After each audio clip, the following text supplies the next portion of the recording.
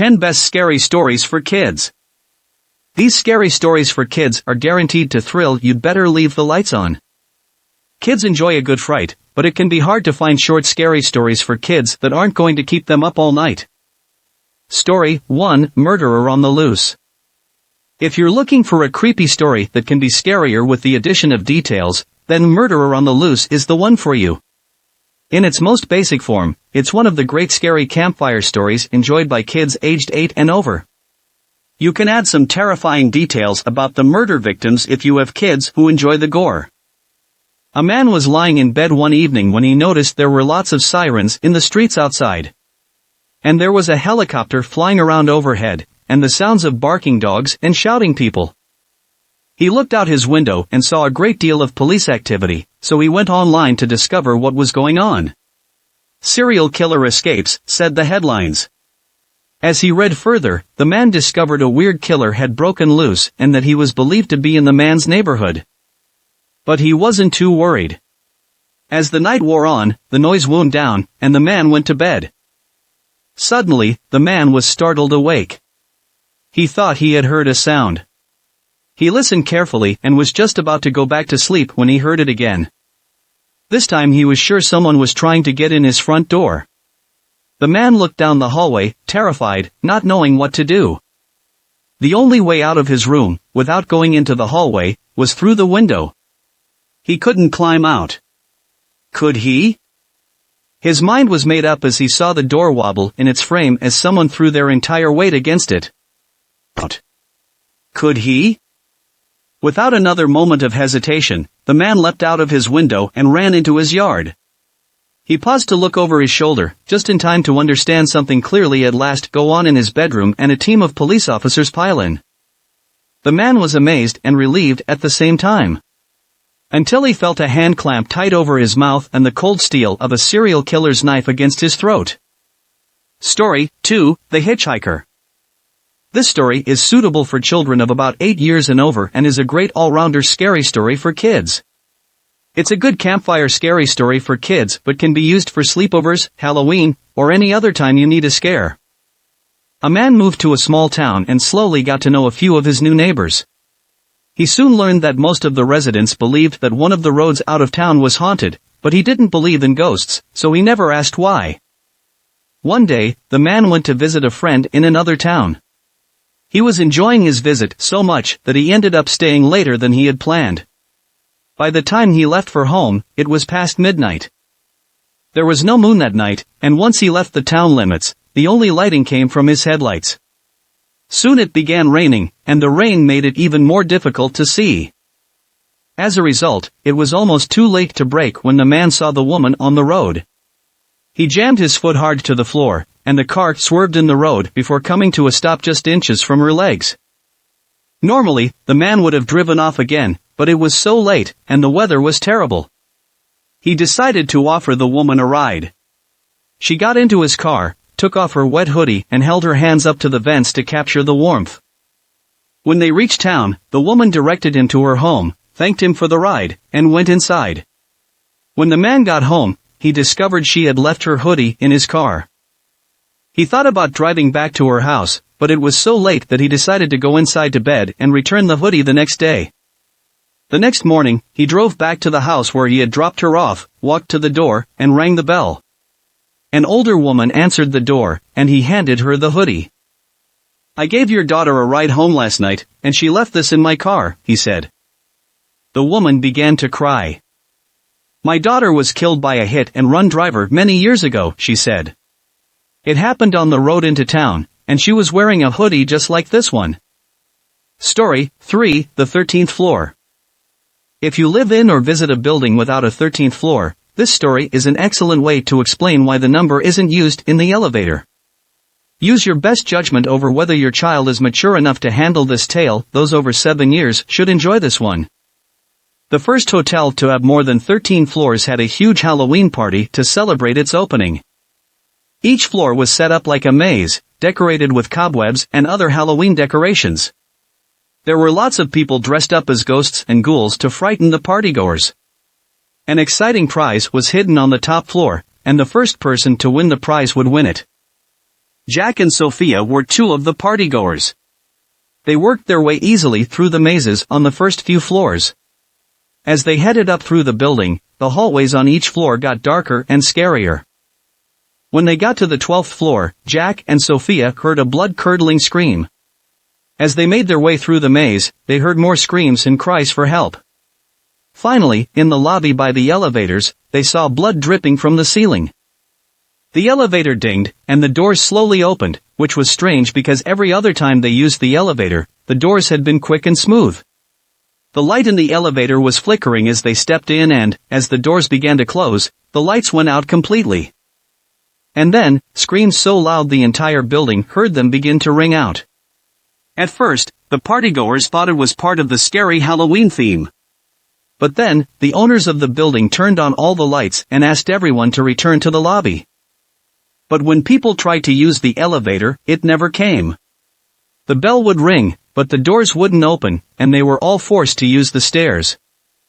Down in the lobby, the building owners explained they had not played the sounds of the screams. And, as they did a check on everyone who had come back, they realized Jack and Sophia had not returned. Just then, the doors to the elevator opened. It was empty except for Jack's watch, one of Sophia's shoes, and a pool of blood. Jack and Sophia were never seen again, and the building owners took away the button for the 13th floor, so nobody would disappear there again. Story 4, Clap once for yes. This story is good for scaring your kids at any time, but it is especially excellent if you're camping, or planning to go for a hike. For a better effect, instead of just saying clap, actually clap, especially for the last line of the story. A family was camping and left their tent to go on a day hike. They were a few hours from their campsite when a storm suddenly blew up. They became disoriented in the wind and driving rain. They tried to trace their steps back to the campsite but became lost in the unfamiliar backcountry. Being experienced hikers, they knew once they were lost it was best to stay in one place than wander in the woods, so they prepared to settle down and wait for rescue. Darkness fell, and the family built a fire to keep warm. As they snuggled up against each other and started to drift off to sleep, they heard a noise coming from the trees. "Who's there?" one of the parents called, but there was no answer. Then they heard the sound again. But once more, when they called out, there was no answer. "Perhaps it's someone who can't speak," suggested the daughter. So, her mom called out, "Is there anyone there?" Clap once for yes and twice for no. There was one clap. "You were right," the parents said to their daughter. "There is someone out there." "Are you here to rescue us?" shouted the mom. Clap clap. "Are you lost like us?"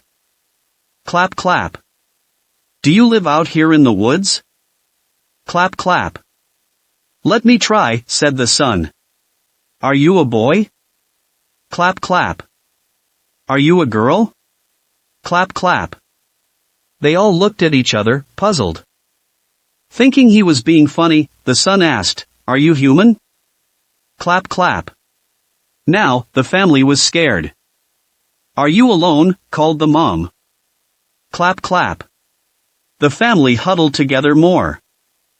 "How many of you are there then?" Clap clap clap. Clap clap clap. Story 5, Hide and Seek. Since even the youngest of us like a little bit of a scare, this creepy story for kids is suitable for little ones as young as 5 years. For older kids, you can describe the creature in the wardrobe, and tell it on a rainy day and suggest a game of hide and seek afterward. Two sisters were spending the summer at their grandparents' house. When the sun was shining, they had plenty of fun, swimming in the lake out front, exploring the woods out back, and playing all sorts of games in the gardens. However, one week, toward the end of their stay, it did nothing but rain. The girls had played board games, read books, made things with their craft supplies, and now they were bored. The grandparents' house was large, and the girls thought it would be an excellent place for a game of hide and seek.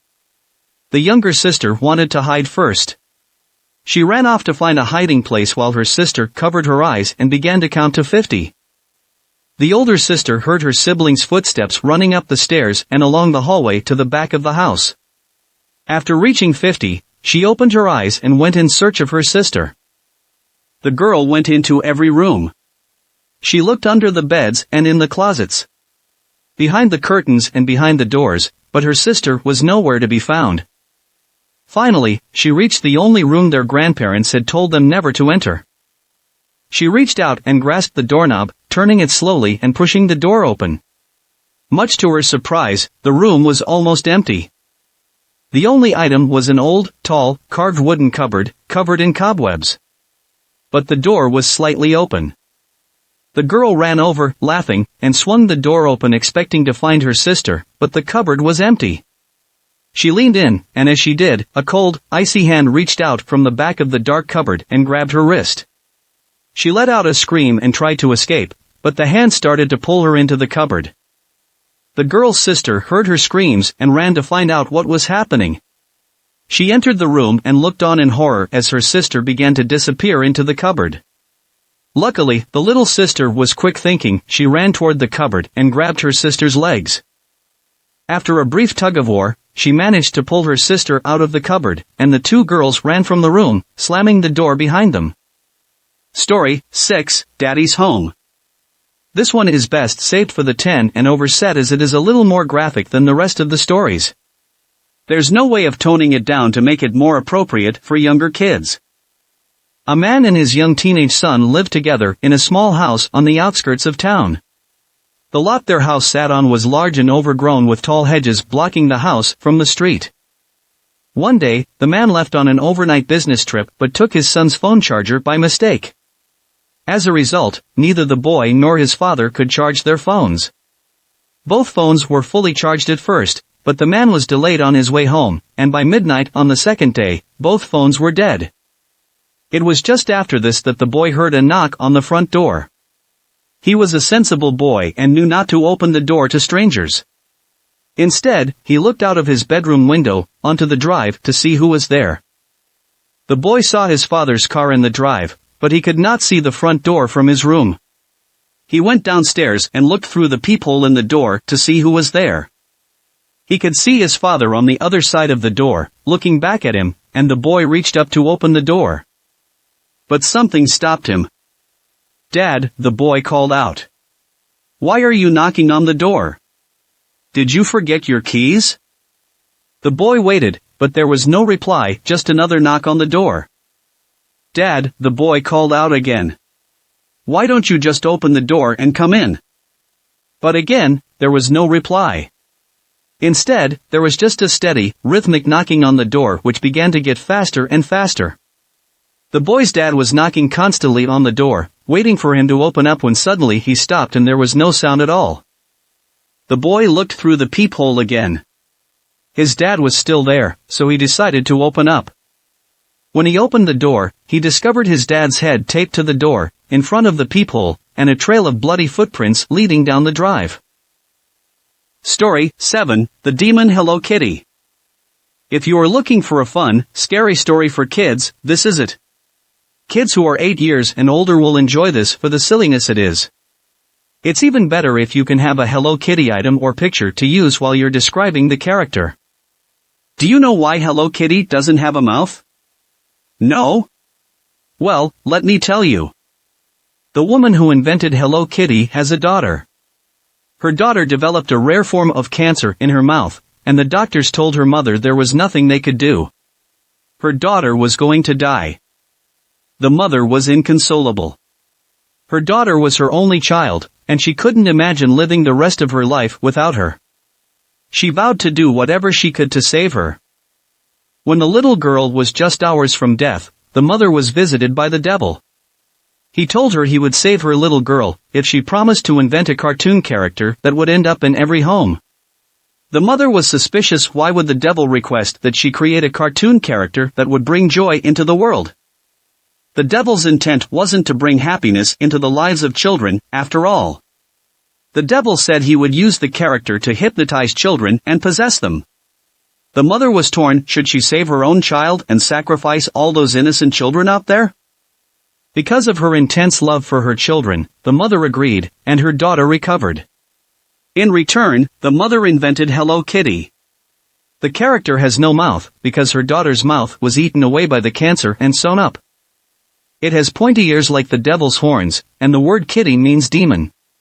So, when you say hello kitty, you are actually saying, hello demon, and welcoming the devil into your home. Story 8, Guard Dog. This is another slightly gory story that's best for kids over 10. It is especially good for children who insist they are ready to stay home alone. This is a story about when a girl's parents left her alone overnight for the first time. The parents told the girl to make sure all the doors and windows were locked tight after they left, and not to open the door to anyone while they were gone. The girl did as she was told, and after her parents left, she went around and checked all the windows and doors.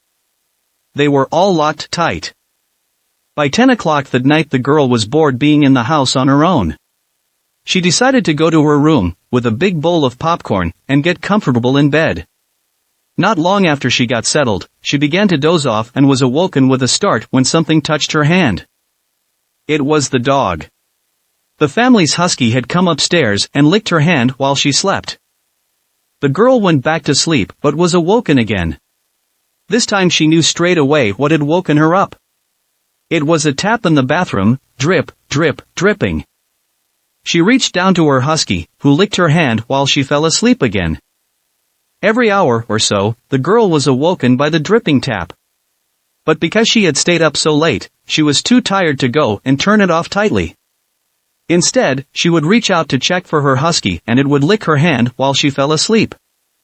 It was just after 6:30 the next morning when she could stand it no longer and got up to turn off the tap. She walked into the bathroom and screamed. There was her husky, dead, skinned, and hanging from the ceiling. The sound hadn't been the tap. It had been her dog's blood dripping onto the floor. The girl ran back to her room to phone for help. There, on her floor, written in her dog's blood, was the message, humans can lick, too. Story 9, Cameras Don't Lie. Children aged 8 years and up will enjoy this kid's scary story. For extra punch, load an appropriate photo onto your phone, show it to your audience at the end of the story, and tell the kids you were the babysitter in the story. A teenage girl had been babysitting for the same family for a few years. The children were generally well behaved, and she enjoyed looking after them. One day the family called the babysitter with a special request.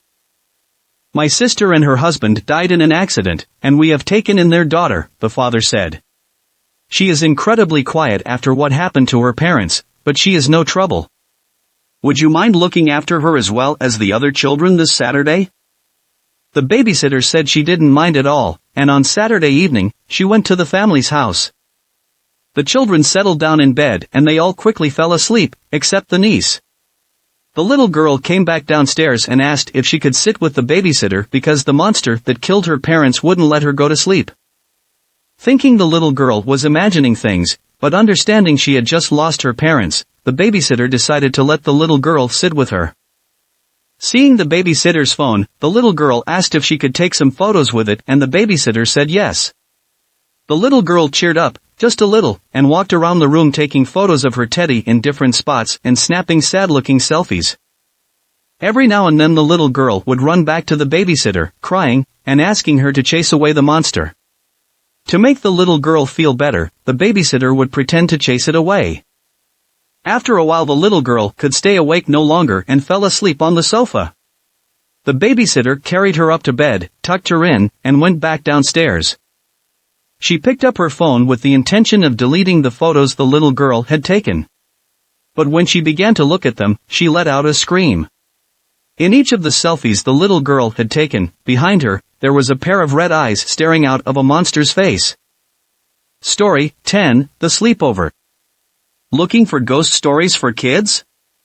Tell this one to children over 8 years old for a big reaction. Tell it in the first person to make it even scarier and embellish it with details from your own childhood to make it more believable. When I was a child, I lived on a street with a haunted house. A large and happy family had lived in the house until a night when one of the children was playing with matches. The youngest boy of the family dropped a lit match on his bed but was too scared to call out for help. The boy was burned alive under his covers. His parents and 2 sisters died with him in the flames. One evening during a sleepover, my friends and I took turns trying to scare each other with ghost stories. It was approaching midnight and, unable to scare each other, we thought it would be fun to go to the haunted house in the dark. We walked through the gate together and up to what remained of the door, still set in its stone doorframe. The smell of smoke hung in the air, and thin clouds of ash were being blown in the breeze. But then we realized there was no breeze. Shapes began to form and the clouds of ash and gray hands reached out from the shapes. As we turned to run, screams rose up out of the ashes. "Help us, we're burning," they cried. We started to run, thinking that as soon as we were clear of the house we would be safe.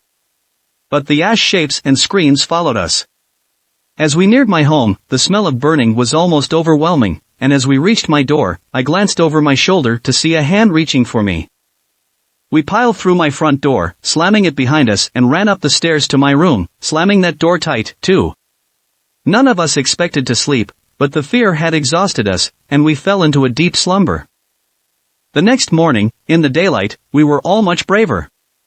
During breakfast, we talked about what happened and came to the conclusion our imaginations had taken over. We decided to walk back to the house in the daylight.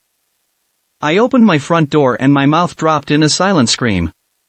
There, on the door, were two large round scorches high on the door, like someone had pounded on it with burning hands. Lower down, there were two smaller sets of handprints, as if children with burning hands had pushed against it. Finally, near the bottom of the door was a tiny set of burnt handprints, as if the youngest little boy had tried in vain to push open the door and get help from his family. Finally, good night and sweet dreams. These tales will be sure to delight and spook kids of all ages. Thanks for watching. Please comment, like, share and subscribe. The Internet Surfer on YouTube for more horror and scary stories.